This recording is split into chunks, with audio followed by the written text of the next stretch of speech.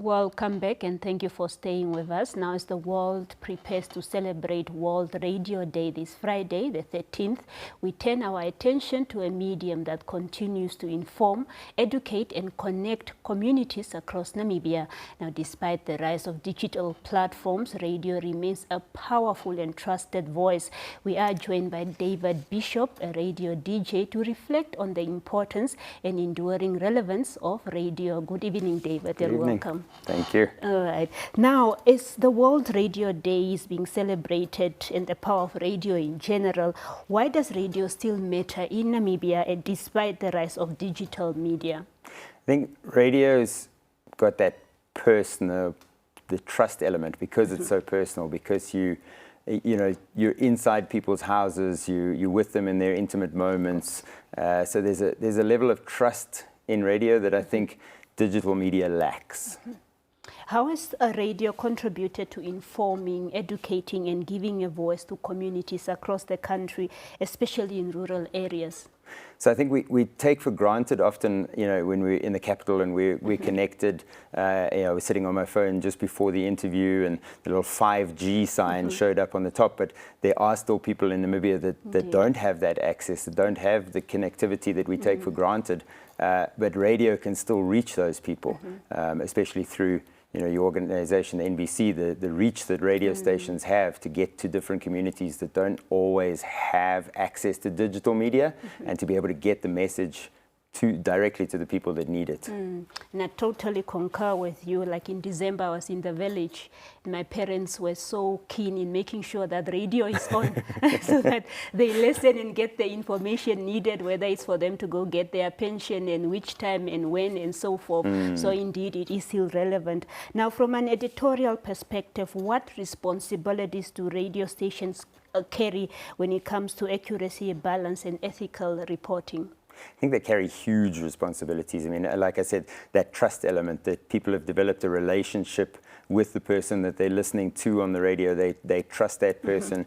What that person says, they're willing to believe outright. So you've got a huge responsibility to make sure that what you're saying is factual, is not insightful, or not inciting rather, must be insightful, but must it incite people, and it must be balanced and fair. Indeed. And with the rise of AI, what are some of the biggest challenges facing journalism now, especially radio journalism in Namibia right now? I think that, the rise of AI is eroding a lot of trust that people have, not so much, and I think that's an opportunity rather than a threat to radio, because again, the AI is all digital, it's all online. It obviously impacts on radio. It takes away the finance for radio, obviously the ad spending.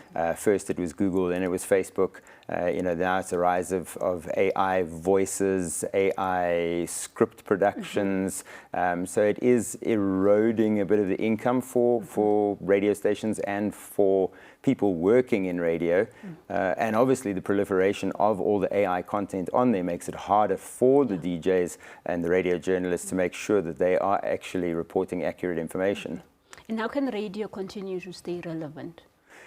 It's a tricky one. I mean, already radio DJs are having to become more than just radio DJs. You're not just a person behind a microphone anymore. You have to be able to create content. You have to be on all the other social media platforms, but you have to remember that radio is your core, so everything needs to come back to the radio. So while you're trying to reach people through other mediums, whether that's through podcasting some of the content that went out on air, the fact that you are on air, that you are local and that you are creating this relationship with people, I think needs to remain core. Indeed. And what would you say, what is Namibians doing, the Namibian radio adapting to new technologies and changing audience habits without losing its core purpose? I think, that's sort of getting to people where they want you to get to. The idea that radio was always on the radio station's timeline. People are requiring a lot more on demand, the rise of podcasts. So for radio to start creating on-demand content that people can listen to when they want to, rather than when the radio station was specifically putting it out, that becomes very important, putting a lot more content out on digital platforms that people can access where and when they want to access it. Any advice that you have for DJs out there, and when can people tune in to listen to you? Well, they can tune in every morning on Nova 103.5. I host Nova Sunrise on there from 6 through till 10.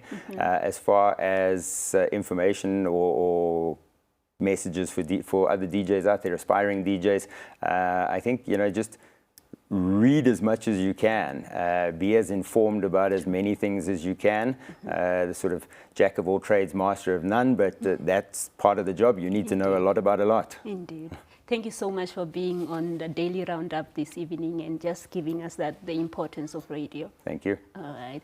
Of course, that was David Bishop, a radio DJ, just reflecting on the importance and enduring relevance of radio. We'll be back with more interviews after this.